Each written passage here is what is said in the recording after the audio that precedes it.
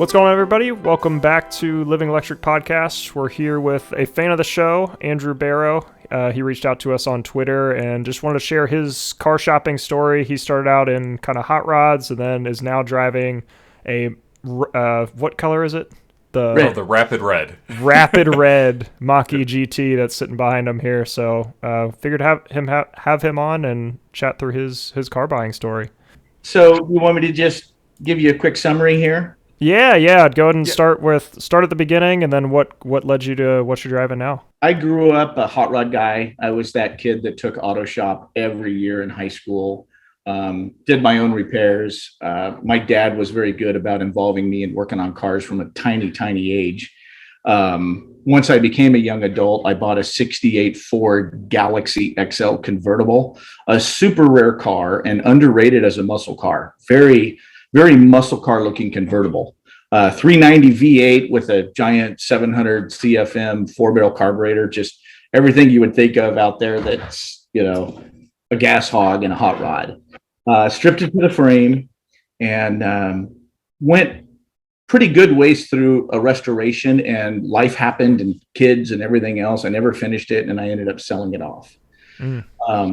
Fast forward as careers were happening and being a dad and different hobbies, scuba diving, stuff like that. I just never really had the time to invest myself in a hot rod. So I bought a BMW 3 Series. I had planned on doing some stuff to it when I bought it. I bought it certified pre-owned, very, very low mileage, like 8,000 miles on it. Great car. I was living in Orange County, California. I used to joke with my friends and call it my Orange County Hyundai, because that's like the minimum car to be in Orange County. That's funny. They're everywhere. Now that's kind of the Tesla. Everybody in Orange County has a Tesla now. That's funny. Yep. So, it was a great car. I loved that car. I did a ton of suspension work on it. I never did as much to the powertrain as I had planned, but I did do a lot of work to the suspension. I did it all myself, just for fun and just to make the car really handle well. And it did. It was, like BMW advertises, the ultimate driving machine. It was a go-kart on steroids. You could corner at almost any speed in that thing. I drove it for over 200,000 miles, and the last mile was as much fun as the first mile. I really loved that 3 Series. Got so hooked on BMW, bought the wife a 5 Series. Hated it. I wouldn't buy another 5 Series if it was cheap. That car was plagued with issues from day one. Wow. What forced us to get rid of both of the BMWs is transmission trouble. They have those Steptronic transmissions that nobody rebuilds. Nobody does. 10 grand for a new transmission. So the wife's 5 Series started slipping at about 150,000 miles. We traded it in on an Acura TSX with the very loud timing, paddle shifters, all that. It was a fun car. Kept mine out to a little over 200,000 miles, and the transmission started slipping in it. At that time, I was commuting a lot, and I wanted something really for traffic, for Orange County traffic, stop and go. Gas prices were really shooting up in California, so I was much more aware of that. So I thought, lots of technology, comfortable to drive, great gas mileage. Went to the local Ford dealer and was introduced to the Ford C-Max. Had not considered it. They had a pre-owned one there. I pretty much always buy low mileage pre-owned cars. They had a pre-owned one there that was fully loaded. I still have the window sticker. I was just looking at it the other day, $40,000. And we're talking, this is a 2013 year model. Wow. So I didn't think, a Ford C-Max, $40,000. I never thought. That's Series pricing. Yeah. Is that the titanium trim? Is that what the top trim was? That was before the titanium trim, but it was most loaded they offered. It was not an energy, so it wasn't a plug-in hybrid. Oh, God. Okay. That was going to be my next question.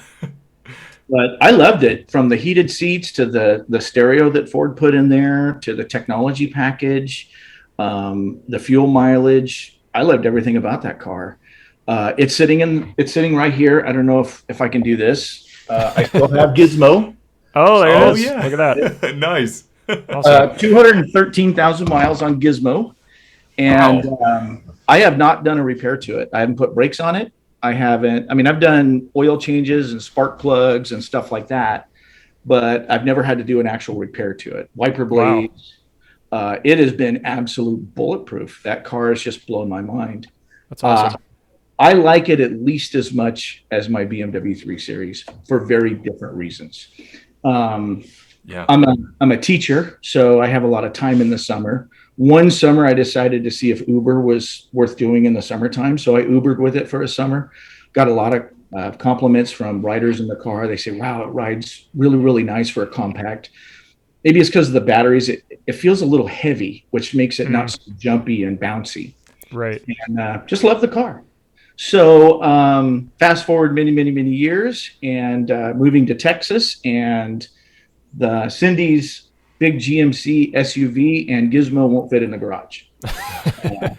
That's that's really what really pushed the go button. I've been wanting an electric vehicle for a very long time. I've always had ridiculous commutes, very, very long commutes, and could not get myself to commit to one based on that. Right. Now I'm just about a 20-minute commute. Cindy and I work at the same place. She's a librarian at the school where I teach math and coach football, basketball, and track. And an electric vehicle makes a lot of sense. And Texas weather and birds and what have you just punish you for parking a car outside. You cannot keep it clean. You can't. Right. And when the hail comes, it's going to ding it up. Yeah. So Cindy's GMC was very nice, very, very low mileage, very clean. It parked in the garage. Poor Gizmo sat under a tree and got infected. So when summer rolled around, we decided we're gonna get another vehicle. Fuel prices skyrocketing made that an even bigger priority for us. Her GMC was no fun to put gas in. Right. No, And I can imagine. I have been following electric vehicles since Tesla came about, even going all the way back to the EV1, which goes back to the 1990s. So I felt like I was more familiar than most, and looked at the Nissan Leaf, quickly decided that's exactly what you would think an EV would be. And I just want to be a little bit different. Right. Went to the Chevy Bolt, liked it a lot because of the features, but I just wouldn't pull the trigger on a Chevy Bolt until I looked at the Mustang Mach-E, and the Bolt was highest on my list. Okay. Ready to buy a Bolt at our local GM Chevy dealer, and just I got to drive this Mustang first. This kid at this dealership says my buddy has a Mustang Mach-E. He'll bring it over so you can drive his. I'm like, wow, what a nice thing to offer. The problem was nobody had one. That was you couldn't just go to a Ford dealer and drive one. They're like, you got to wait for a 2023, and it's going to be 10 months. And so I just scoured the internet, and a dealer in Hutto, Texas, which is a good 2-hour drive from us, got a GT in. And the next day, we were on our way up there to go drive it.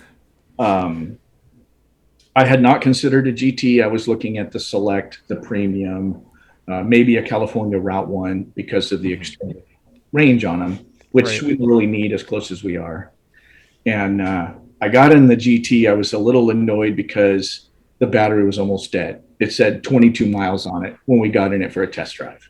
I'm like, oh boy. So I get in there, and this car salesman's pretty easygoing. I'm like, hey, we're Hutto, Texas is pretty rural. It's out kind of in the middle of nowhere, the dealer is. I said, hey, do you mind if I get on this thing a little bit? And he's like, no, go for it. Put it in unbridled mode. So I get in there and I hit that unbridled button, and the dash lights up. And I'm going to tell you, when I put that accelerator pedal down, it scared me. It was frightening. My human body hadn't experienced that. And I mean, shot out of a cannon, and you're doing 60, 3.5 seconds. The California Screamin' ride at Disney's California Adventures made close to that, because it just pulled you back in the seats. What I wasn't prepared for was no engine noise, no squealing tires, just dead silent in doing that. And I was right there. I mean, 3.5 seconds into that test ride, literally, I was off. And we didn't like the color of it, and it didn't have Ford's Blue Cruise option, which is their self-driving option. Oh, yeah. I'm at the place in life where I want all the options, and so spent a good amount of time scouring the internet, just looking for one to pop up, and a pre-owned 2021 popped up in Austin with 3,000 miles on it. And Wow. I'm happy to do that as long as it's a pristine car. Yeah. Went up there and went over it with a fine-tooth comb. This car is new in every definition of new, and we're happy to buy it. I mean, right there, got it, boom, done. That's awesome. Yeah. And so Roxy, for your viewers, here's Roxy sitting behind us right here. And bought that thing, get on the, Austin traffic's like Southern California traffic. Get on there, turn on the Blue Cruise, self-driving. It freaks you out at first because you don't want to trust the car in traffic, stop and go traffic. Right. Yeah. You just set it the speed you want to go and you relax. And got us all the way home. And since then, we found reasons to drive it everywhere in the world. That's awesome. Just absolutely love the car, love the options, keep getting surprised by things. Come out from dinner one night and it's dark out and the puddle lights came on. I don't know if you're aware of that. Yeah. The Mustang logo, right? Yeah, on both sides. As you walk up to the car, they turn on and they're so you can see the ground around the car. Right. Whoa, so neat. And some of the Texans that own them in the local communities are already turning the frunk. They're filling it full of beer and ice because it's like an ice chest. You got to. Yep. Yeah. So they're already turning it into Texans. So that's awesome. Anyways, we have a blast with it. I love acceleration. The fun part with my BMW 3 Series was the handling of the car, but it didn't really have impressive acceleration. It did fairly well at high speed. So if you were doing 50 or 60 and you punched it for a 2.5 liter engine, it did pretty decent. Right. But it didn't have like adrenaline pumping acceleration. This car does. And I don't know if I can admit to this, but we were on a desolate Texas road just about a week ago, and it's kind of rolling hills with a 70-mile-an-hour speed limit. And there's 3 gravel trucks in a row, semi-trucks with like dirt and gravel because they're doing road construction. Right. Not in that area, but they're headed to a site. And I decided to pass all 3 of these guys at once. I'm doing 65, and I just want to get around them because of these rolling hills. And I hit that gas pedal, and even at 60, accelerator pedal. Yeah. Accelerator pedal, and it still, even at that speed, pulls you back in the seat. And I mean, in the blink of an eye, we're around all 3, and I look down, and it's a mile an hour. I mean, just wow. Yeah. How are we? The car is dead quiet. Right. Yeah. You don't even realize that. But we zoom around all 3 trucks, and I'm like, "Whoa, babe, mile an hour." So, Texas Department of Transportation won't be out here writing me for my confession of doing that. We'll bleep out the miles per hour in the edit. Okay, good. Yes. Yep. It'll get you in a lot of trouble for many, many, many, many reasons. Right. But yeah. The acceleration and the all-wheel drive of that, it's just a lot of fun to play around with, and nobody knows because you don't have a rebuilt engine that's going to get a lot of attention. Right. You don't have screaming tires. The all-wheel drive just shoots out of a cannon. It is just an e-ticket ride, and I feel like I have everything that I love in Gizmo, my hybrid. In fact, I still have it, and everything I loved in that 3 Series, and then more. And I just feel like, there isn't a car I would trade it for. There is not a car out there that if someone came and said, "Hey, let's trade it straight across." I had a neighbor that had a Ferrari. I wouldn't swap him. So I don't know. Maybe if I could swap him and buy a couple more Mach-e. Yeah, right. Yeah, right. It's funny. Just fill up the driveway with them. Right. To kind of wrap up the story of the Mach-e and then maybe transition into the Charger that you see on the wall behind me. Yeah. We did our first road trip with it. I have to commend Ford Pass and their app and the integration with the Ford Pass app, the car, the charger, and all of the charging stations like Electrify America and all the Right. others, because it was so easy. We went kind of on last minute. So from my phone in bed, I tell the smart charger to charge it to 100% because I run it to 80. We just Yeah. charge it to 80. Yeah. Right there on the phone, one button, boom, charge it to 100%. Get up the next morning, it's 100% charge. 260 miles to Fort Worth. We did end up stopping and charging real quick, only because we knew we were going to do a lot of running around in Fort Worth when we got there. Yeah. And stopped, I think, at a Walmart Supercenter and charged. But by the time we ran into the store, picked up a couple of things and ran out, it was done. Right. And, Yeah. Ford Pass paid for the first 250 kilowatt hours, so it didn't cost anything. And then had a great time in Fort Worth. Everybody that sees that car asks about it. More so, I think, than the Teslas, because it's the new hotness out there. Right. Yeah. What is that? Is that a Mustang? I mean, everywhere. Pull into a gas station to get a drink because you don't need gas, and people are asking about it. Right. So, so we did the Fort Worth trip. We stopped one time and charged on the way back. It charged in about 30 minutes, but it was at one of those premium outlet malls you see. So we ended up spending an hour and a half there anyways. Right. I bring those up because the charging time, anytime we charged it publicly, it didn't feel like it was taking anything away from our trip. Right. And the car planned it. Like Yeah. we didn't sit down and go, okay, let's get out a map or let's start Googling. The car did it all. Yeah. Including how long to charge so that you don't charge any more than you need to at a public station. Right. So charge it enough to get us back home where we can plug it into our home charger. So I just thought that was really stress-free and just really neat to just go in the app, say, hey, we're going to this address in Fort Worth.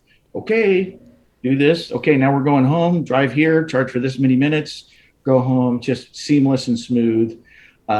Maybe the only critique I could make is the Electrify America charging station had like 6 different chargers there, and like 4 of them weren't working. Like we would plug in and nothing, So I call the 800 number that's on the machine, and they say, "Oh yeah, go over to machine number 2, it's working."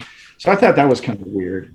Right. I do feel like problems like that will get ironed out as the infrastructure for electric vehicles becomes more and more. I'm also really excited about the idea that Tesla is going to jump on board and let all of us charge at their superchargers. So yeah. We were just talking about that before prepping for like a future episode, like our ideal DC fast charging locations, and we're going to talk about like stall placement so it works better with like charge ports and like stuff like that. But yeah, it's going to be really exciting once Tesla opens those. There's this monstrous gas station place called Buc-ee's in Texas. Yeah. Mm-hmm. And you've heard of Buc-ee's. Yep. Oh, I've been to a few. Yeah. Oh yeah, they're nuts. Wall-to-wall Tesla chargers out in front of the Buc-ee's, and just rows of them. So, and Buc-ee's are pretty conveniently located in particular distances apart. So, getting the ability to supercharge with Tesla and having access to those Buc-ee's chargers would really be huge. At this point, I'm not afraid to take it anywhere. I still have a lot of family in California, so probably won't get to it this summer. Coaches go back pretty early in the summer for football. But next summer, I would like to plan a California trip and go out there and do that all electric. And maybe something else that you might have to bleep out is Cindy and I flipping off gas stations as we drive by them, and they say, I used to do it too, so it does feel good knowing you don't need it anymore. Yeah, because we're just like, wow, look at that one, $4.89 a gallon. In Texas, that's a big deal. Yeah. In California, $4.89 a gallon, they would be doing cartwheels and super jazzed and thrilled to pay under $5, but Texans are mad about it. Yeah. I've got a lot of friends with F-350s and Chevy 3500s, and they're lifted, and it's hundreds and hundreds of dollars to fill those tanks. Yeah. And I don't know how you do it. Right. Yeah, so, I can only imagine. Andrew, I wanted to comment on 2 things. Your GT, is it the Performance Edition or is it just the normal GT? Okay. The Performance Editions are almost impossible to find. Yeah. I don't want to say there is a little bit of difference in the numbers. The performance edition is just a tiny bit quicker and a few other things. It was really important to get everything we wanted in the car. If you're gonna, I have a good friend that told me once, only cry once. If you're gonna go buy something that's expensive, only cry once. Cry when you buy it. Right. Don't cry all the times afterwards when you didn't get all the things you wish you had. So Yeah. only cry once. Yeah. That's true. I don't That's a think good the car. saying. Yeah. Well, be careful with it because you'll end up with the 85-inch flat screen instead of the 65-inch. Right. With that kind of philosophy. Don't cry too much. Right. It could be used to a fault.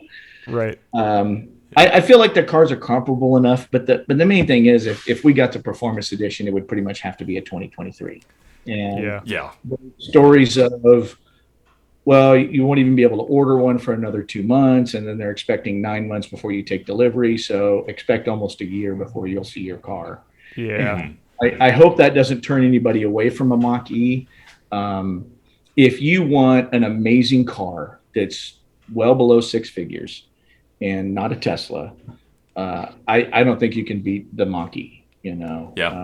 I know there's some new manufacturers out there. I just love Ford's infrastructure, the warranty on the car. We've got 10 years, we've got 100,000 mile bumper to bumper, everything. And there's Ford dealers everywhere. So if something goes wrong, we can tow it to them and it's your problem, Right. Yeah. So Yeah. I like that. So I would strongly recommend the Mach-E GT. If you don't want to spend close to six figures, we did drive a California Route 1 edition before we bought this. Just because I'm one of those that kind of has to check the boxes. And it was impressive too. I think it's got a 5 or 5.5 second 0 to 60. It's still pretty quick. It wasn't all-wheel drive, it was two-wheel drive. It boasts a little bit longer range. I think you can get out over 300 in that, like 315 or 320. And it was neat, but I just felt like it only, Andy liked it. AJ wasn't so thrilled, Jay being the little kid in me that likes to have the fun thing, Yeah, definitely. Yeah, I wanted to say, with like Alex and I, like we've had opportunities to drive a lot of these vehicles, and like I feel like I have extensive test drive experience, not necessarily extensive ownership experience with a lot of vehicles, but we did drive a Mach-E Select when it first hit the market here in Cleveland, and we really liked it. But it wasn't until we actually drove the GT and the Performance Edition in California that we're like, wow, like this is something special. And the thing with EVs is you can go fast, in a straight line, but there's more to performance than just driving straight. And that's where I feel like the Mach-E wins on all levels because it has all those performance aspects from fast acceleration to going through curves, through the canyons, and then, handling it well for a crossover. Yeah. Like we loved it. We totally would have bought one if we could have found one in our area, but a lot of them had markups, sadly, and just like low inventory was really hard. But the Mach-E was like number 2 on our list. We would have bought one. You mentioned crossover, and I forgot to mention that we bought an upright freezer, not a giant upright freezer, but an upright freezer, and brought it home in the back of this Mach-E, folded the seats down, and shove this freezer in there, and I'm like, wow, this is, talk about some versatility. That's awesome. Driving to Home Depot, pulling up in your electric car, shoving a freezer in the back of it, and the hatch closed, and driving it home. It was just something else. Not something my neighbor would do in his Ferrari. No, definitely not. Yeah. I did have a question for you on the on initially switching or your interest in electric. You mentioned you've always had long commutes. Was that something that had kept you from an EV, or was that just kind of another thing on the list there?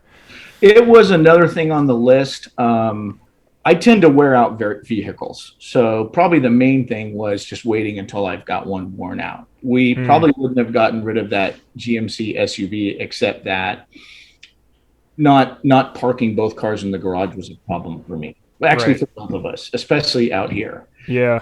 And then the gas prices being so high. Typically, I drive cars until the wheels fall off of them. Yeah. But I work on my own stuff. I'm not afraid to, both BMWs I tore apart, I don't know how many times, major repairs. I'm pretty comfortable doing that.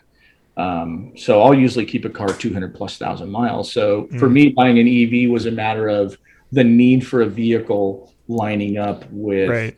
the practicality of driving an electric vehicle making sense. When Yeah. I'm driving 80 miles one way every day, I just didn't feel like the infrastructure was there. I think I would have had some range anxiety, and Right. that's the thing. And just sometimes that drive could be 3 hours when traffic was bad, and just Yeah. there'd be times when this was before I was a teacher. There would be times when I'd be stuck in traffic at 9 o'clock at night, and I wouldn't want to be in that situation and have nothing left in the charge, and there's not a charging station nearby. Right. Yeah. Yeah. I'm saying it now as if I had really been analytical back then.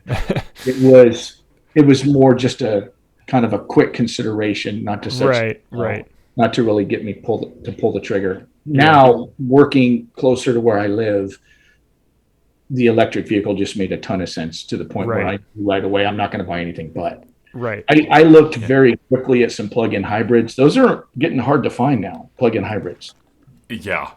Yeah. So I even Lots of consider people are buying those. the plug-in hybrids. Oh, yeah. Lots of people are Well, buying but those. manufacturers aren't making so many of them anymore. You don't have the choices anymore. The Ford C-Max Energy is the plug-in version of it. I even briefly looked at the pre-owned market for a second one of those, so we would have two C-Maxes, which is great for transportation. But life is about more than that. To be fair, we have a Chevy quad cab 1500 pickup in reserve. So having an electric vehicle, having the hybrid as our daily drivers, and then having that Chevy in case, whatever, it's a little bit confidence inspiring to know that, hey man, if Gizmo's got 213,000 miles, if something goes on with the electric car, we've got transportation. Yeah. It's a nice backup plan. But we don't drive.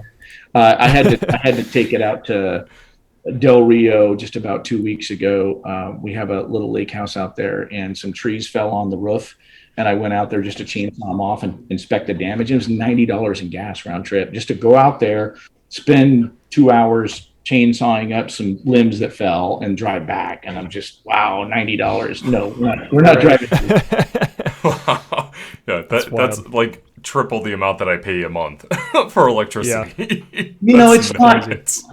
It's not, we are very comfortable financially, so it's not that $90 is problematic for us. It's the idea of it. Yes. I'm gonna, the country's kind of in a bit of a recession right now, and oil companies are making record profits, and I just don't want to pour more into that. Right. I can choose not to. That's kind of a nice segue into a quick little story I'll tell you about how I became green myself. That's perfect. For most of my adult life, I've been a pretty diligent recycler. Like, there's multiple receptacles for the plastic and the aluminum and the trash. Cleaning up after myself, picking up after myself, making sure that what I can do, I do. I got into scuba diving and did a lot of diving around Catalina Island, which is off the coast of Southern California. Great place to dive. The bulk of my diving was done on what we call the front side of Catalina Island, which is very heavily trafficked by boats. Lots and lots and lots of boats, lots of divers, lots of fishermen, lots of everything. And it's great and it's amazing. That's a great place to dive. But then one day we went around the backside of Catalina Island and dove the backside where nobody goes. And I remember getting down there, and it just blew my mind. What things look like when man wasn't there. We dove some locations that maybe nobody has ever done, or it's so rare there's zero evidence. Boats drag anchors, which tear up reefs and underwater vegetation, which is habitat and what have you, and you can just tell. I've brought up quite a bit of trash from scuba diving. In fact, I've got some really, really old, like, beer bottles and what have you that are all barnacled up that make nice little display things. But man, the evidence of man, you don't realize how much of it there is until you get to a place where man hasn't been. Right. And after diving the backside of Catalina Island, it just made me realize, wow, it's just all so fragile. And in a very short amount of time, scuba diving hasn't really been a thing that long. Boats and recreational boating hasn't really been a thing that long. There's no more going after abalone or doing many of the sporting things that divers do because it's just all been taken. Man has come and stripped it all away. So just made me realize, kind of how fragile things are. I don't like the idea of being fanatical. my daughter's vegan to a fanatical sense. She has been for years. I tease her about it. So is Brandon. That's okay. Well, I'm vegan, but I do it more for my personal health than anything. Yeah. The environmental impact's just a side benefit. she does that too, but if you saw her reading labels and what have you, there's more to it than just the health. Trust me, I just bought cookies, so like, I mean, Oreos. Yes, because they're so fake, they're vegan, they're synthetic. That's right. Oreos are like the official vegan cookie, but she'll exactly. Look at something and go, "Oh, Dad, there's bone meal in this. Sorry." Okay. So I don't imagine I'll ever be fanatical about it, but I do want to be very aware of what I can do. What can I easily do? And the reality is there's a lot. If we all just do what we can easily do, man, can we make a huge difference. If people just stop being inconsiderate, just don't be an a-hole, we can make a difference. Right. But my many years on this earth taught me a-holes are going to be a-holes. There's not much you can do about it. So most of the rest of us, it's kind of on us to do it. So if the responsible people are willing to do what they can, it really can make a big difference. So that's my scuba diving story and how it really gave me some awareness. This would have been in my late 20s, early 30s when I kind of made that switch. I'm in my early 50s now. So that's awesome. Just little by little over time. Right. Have you been back to go scuba diving to see any other impact recently, or? So I moved to Texas just a year ago. It hasn't been that long ago. So it hasn't been that long ago since I've been. But yeah, I'll be back there and I'll do that and kind of continue to keep an eye on that. Diving back to the Catalina Island is a big undertaking. You either have to have your own boat or pay a lot of money to charter a boat to go to the backside. Going around the island, it just takes a lot of time, burns a lot of fuel, and most divers they're not going to spend that resources to do it when it's much more affordable to just dive the front side and it's amazing and it's fun. So you either have to kind of foot the cost of the boat yourself or on your own get together a group of divers and go charter a boat. It's just a lot of work to do that. Gotcha. Okay. I dove all over the world. My favorite dive site on earth is on the backside of Catalina Island. It's called Farnsworth Banks, and it's amazing. It is absolutely amazing.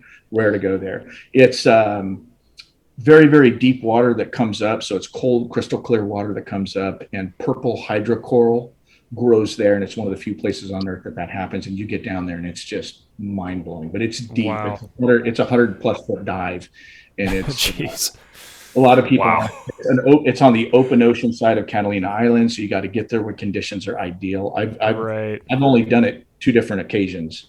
And mind blowing, not an easy trip to do. You got to be dedicated to want to go do that. So yeah, that's impressive.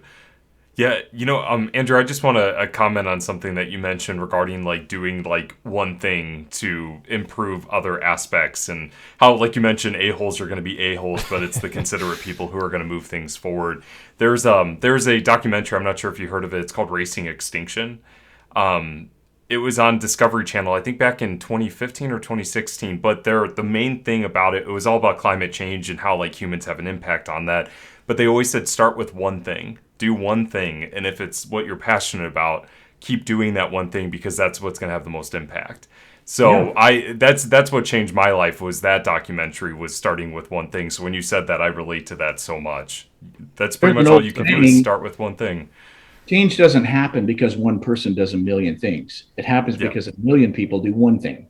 Right. So I agree. Now, in the interest of this podcast, and what I hope to accomplish is, I'm trying to talk to people that maybe are a little ball humbug and say, "Hey, look, guys, you can do this." Not only is it not hard, flip that. It's absolutely enjoyable in every. You do it because it's fun and a great thing to do. Buy an electric vehicle for all the benefits, not just to be green. Now that's just a kind of a happy benefit in my mind that goes along with it. Probably 10 years ago, driving an electric vehicle, or 20 years ago, a hybrid was something that you did to be green and to go out of your way to be a responsible person. And I applaud those that did it. They were the trail breakers. They were the ones, the people that made it happen for the rest of us. But in today's world, owning an EV is a fun, economically advantageous thing to do. It is such a thrill. Do it for all those reasons. And oh, by the way, you're doing a great thing too. You're reducing the carbon footprint. I like to read and research. I try and teach my kids in school to ask why. Don't take things at face value. Go research yourself. There's a lot of talk about, well, building batteries is polluting and cobalt is bad and lithium is horrible and what have you. What people don't understand is, in the early stages of it, yes, but as it becomes more and more mainstream, it's done properly. Right. So you'll never convince me that oil is a cleaner long-term solution, no matter how clean gasoline engines get. It's just, if we continue to bring electric vehicles more and more into the mainstream, then these issues, they'll get worked out along the way. Right. It's always more expensive and more difficult to install a technology. Now, at the consumer side, I don't believe that's a case anymore. It's still a fight for the manufacturers, but on our end, we just get to enjoy the product. Right. If I hear someone say, "Well, what about all the shipping of batteries and the cobalt and the lithium and what have you?" It's a tough conversation to say, "Hey, man, you got to look at the bigger picture, and you got to be able to look 10 or 15 years down the road and look at the infrastructure change to appreciate that." So, right. Yeah. Let me sit down and do some math with you. We'll use some right. Yeah, I'll leave you and Alex to that. The math goes right over my head. So speaking of infrastructure installations, do you want to talk to us about your charger? Yeah, so you can probably see it in the background here. I have a friend, a good friend, that is an electrician. So taking on the job, I felt a little easier about it because I knew, hey, if I really get in bad in this, I've got a buddy that can help me. Right. I got, when I bought the charger from Ford, I bought the Ford one because I like how all the apps integrated so nicely. The charger, the car, and the Ford Pass app. You don't even need a car key. Your phone is your car key. Just everything all in one. So I went with a Ford. It was a little more expensive. And then I got a quote of $1,250 to install it. And wow. Once again, it's not that $1,250 is a big issue. It's just that bringing myself to pay someone to do that. Right. It's under an hour's work. Yeah. If you are like me and you want to be a little slow and meticulous and double and triple check and what have you, I think I spent about 2.5 hours total doing it. Wow. And that's not constantly working. That's okay. Let me go take a break and come back, and I'm happy with this and come back. I did have to wire it into the circuit breaker box that you can see there. Right. And of note to that, it's really easy to do. Watch the video on installing the NEMA 1450 outlet, because the charger from Ford wires into the power box exactly the same way. The 220 volt 60 amp breaker snaps in. There's no tool to snap that in. And then the wires, they have jam nuts. So you strip the wire back and you screw those in there with a flat tip screwdriver and tighten the jam nut, and you're done in there. The video shows you pretty much every step of it. The instructions that Ford sent with the unit itself had color pictures on where every wire goes. So Wow. maybe if you're colorblind, you might need to get some help. Which one of these is red? Which one's blue? I didn't want to see any wires, so I didn't want any external conduit. I just like installations to look clean and smooth and like it was, So I went in through the side of my breaker box, which presents a tiny bit more of a challenge, but there's YouTube videos on that. You have to drill a small hole through a stud to put the wire through there and go through a side knockout to get into the breaker box, and then put a bushing in there to prevent wire chafing. If you go off the bottom, it's a little bit easier job to do, but then you will see conduit. You'll go to Home Depot and buy the tubing, the conduit, and you'll see a little bit of conduit there. Right. So that's personal preference. If you're going to do it with conduit, I think it's an even easier job to do. Yeah. Now, if you're going a long way with your wiring, it's more conduit, it's more time, but it's not anything more difficult. I wouldn't be afraid to install that charger on the opposite side of my garage. If I was doing that, I would do it with conduit. Yeah.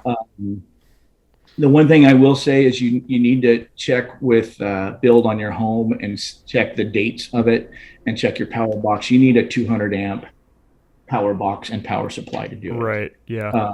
You want to kill the power to the whole house. Just be prepared to do that. So get everything in the house in such a place that you can do that. I got everything ready so that when I was ready to kill the power to the house, it was just plugging in wires, tightening, and turning it back on. So power was off for 10 minutes. I think I had to kill power twice to do it. Right. So, well, that's not bad. No, not bad at all. If I went to go do this job again, there's no doubt in my mind, even going through the side, which is a little trickier, I could do it in under an hour. Nice. You don't need a ton of tools, a drill, flat tip screwdriver, some wire strippers. I mean, if you didn't own the tools, you could probably buy all the tools you need at Harbor Freight for $50. Yeah. Less than paying somebody. Yeah. So much less. Buy the unit. You might spend $50 in materials for wire and conduit and stuff like that. Maybe a little more if you're running it further, and then just willingness and YouTube. In my early life, right after I got out of the Army, I wanted to be an auto mechanic, and I went to a top automotive school and actually worked into the industry for a while. Oh, okay. I know my way around cars really, really well. That said, I always watch the YouTube video. Always. God bless YouTube. There's always somebody out there that's done that water pump on that one car, and they know that this bolt is easiest to access through the fender well, and it's an 8mm socket, and if you put a 12-inch extension in a wobbly, that's a time saver. I mean, working saves on all the troubleshooting for sure. It does. Well, and just not so much the troubleshooting as the figuring it out. I need to get that bolt out. It's not easy access. How should I do that? Well, let me try this. Let me try this. Let me try this. YouTube gets you right there. AutoZone's got a rental tool program. It's not even really rent a tool. You put a deposit down, you use the tool, you bring it back. So if you don't have some special tool, AutoZone's got your back. I think the world we live in today with guys like you that make YouTube videos, God bless you. So if you know how to watch a YouTube video, you're a little bit handy with tools. You can use a screwdriver, some wire strippers. You got it. You can do it. Yeah. Don't be afraid. And what's the worst that can happen? Then you go pay the electrician $1,250. Right. Exactly.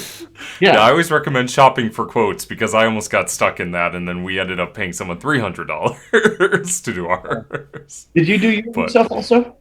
No. This was before I knew Alex, who has the electrical engineer background. But me, no. I'm sure I could learn how to do that, but yeah, I was wrapping up a new job interview at the time when we got our charger installed, so it would have been too much for me to learn at the time. But I know it's not as hard as people think it is. Right. So this is something your listeners need to hear. You have to school many electricians. I opened my circuit breaker box, and there's a sticker in there for the electric company that installed that box. This house it's a new home. So I thought, let me just call them up. I mean, that's their electrical box. They are the people that wired this house. $5,000. I'm like, I don't think you're quoting that right. She was a little snotty on the phone. And I said, I'm not looking for a 3-phase level 3 charger here. I'm not looking for a supercharger here. I don't think you quite understand this. I had probably a 20-minute phone call with her, and I had to walk her through what I needed to have done before she understood it to get the $1,250 quote. Yeah. Because they were just kind of firing out there. And I get that. If you have no clue and someone goes, oh yeah, the charger is going to be $1,000 and it's going to be $5,000 to install it, so $6,000. Of course, that's going to be very heavy on your decision to buy an electric vehicle, guys. That's not true. Yeah. If you're calling electric companies and they're giving you those astronomical quotes, you need to do a little bit of research because probably that's not the case. And the person you're calling has no clue. Right. They don't understand the 3 levels of a charger. They don't understand putting in. They don't get that. Now, I get that there are some houses that have wacky old electrical systems. In that case, it may be a big deal. And if that's I'm sorry, maybe you want to look at alternate ways, or maybe it's worth investing. Right. So, yeah.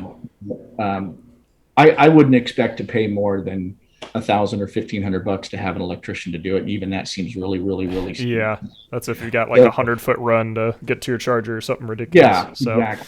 So one other thing I'll add in is the city I live in offers non-peak hour kilowatt pricing. So nice. I set my smart charger to come on at 10 p.m.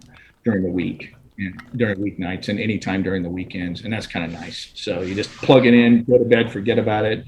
Come up the next morning, it's charged to 80%, unless we decide we're going on a trip, and then open that app, hit that button, and it goes to 100. It's pretty nice. Right on. So that's awesome. I don't know that we've had it long enough to where I can give you a good testimonial on what it's done to our electric bill, but just my knowledge of how kilowatt billing works, I don't expect to see the kind of difference that drops your jaw. You know? Right. Yeah. Probably a hot tub is going to cost more than fair. charging the electric car at home. So. That's a good point. Yeah. Well, Andrew, we're actually coming up on time, so I wanted to wrap up our conversation. Before, we always like to just do like a quick recap. If our listeners want to like find you on Twitter or like social platforms or anything like that, do you want to give a shout out where they could find you? Yeah, sure. My Twitter handle is @Android Barrow. Android like the robot, Barrow. My mom used to call me that when I was a kid, Andrew, Android. I love it. So that's my handle. That would be the best place to reach me is through Twitter. I don't really use Facebook or any of those guys. Started using Twitter just because I feel like it's the only place where you can get both sides of the story now and get immediate news. That's fair. Yeah. on my Twitter followers, I intentionally follow evenly each side so that I can average them and get the truth of the middle. Yeah, right. My Twitter feed is just laughable because it'll be just like a tug of war as you just so, @Android Barrow. Awesome. Perfect. The Tesla electrician I met is going to come speak to my students in my classroom. I'm pretty excited about it. Yeah. Nice. Yeah, ran into him out one day, and he had on a little Tesla shirt and started chatting with him. He's on their solar side, home solar side, but still. Oh, cool. I'm excited to get him into my classroom. I forget which one of you is the engineer. I'm sorry. That's me. Yep. Okay. If you ever find yourself in Texas, actually, either one of you, if you find yourself in Texas, I'd love to have you come speak to my students in my classroom. That'd be a lot of fun. So for sure, there's a big push in education to get first sources in there. So come in and talk to the students. You know, I'm an old guy, and those high school kids, I think, sometimes get sick of hearing an old guy preaching at them. So having some youngsters come in there and say, "Hey, here's the world today, the world you live in. Here's what it's going." Right. You could make a big difference with these young Texans and their F-350s. So. Yeah. Nice. Well, yeah. I mean, if we can do that, I know Electrify Expo I think is in Austin in November, and there's a chance that I'll be there for my job. So if that's the case, I'll reach out to you and see if we can line something up. Austin is a short drive, and we have a beautiful guest bedroom, and you have perfect. The kids are all out of the house, so it's set up. In fact, I've got friends from California flying out at the end of the week. So nice. If you want a place to crash, and I cook a mean steak. So sweet. Yeah. Well, vegan, remember. Vegan. Yeah. I have done tofu for my daughter. I don't know. Give me a box of Oreos. She's always complimentary because Dad tried. Yeah. Well, I appreciate the hospitality regardless. So, no. Well, awesome. Andrew, thank you so much for being on Living Electric. We appreciate it. Yeah, thanks for having me, guys. You know how to get a hold of me if you need me again. Appreciate it. Sounds good. Thanks so much. All right. Have a good night. Andrew. You too.